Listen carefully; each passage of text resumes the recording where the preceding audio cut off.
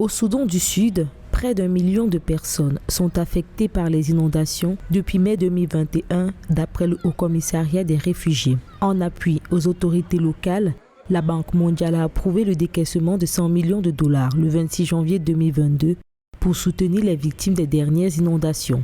Des fonds qui seront mis à la disposition du gouvernement courant de l'année 2022. Nous avons vu des maisons englouties, des personnes pataugeant dans l'eau et des infrastructures endommagées. Les inondations sont une réalité. Nous sommes au XXIe siècle et nous avons parlé à des personnes qui nous ont dit qu'elles n'avaient pas vu de telles inondations depuis 1962.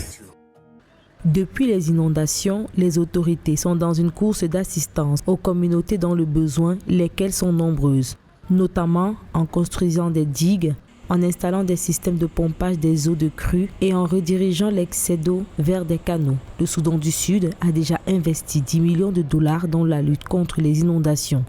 Nous pensons que la question des inondations au Soudan du Sud doit être prise au sérieux. Les fonds sont déjà approuvés et nous espérons qu'ils seront débloqués. La fréquence croissante des sécheresses et des inondations démontre la grande vulnérabilité du Soudan du Sud au changement climatique.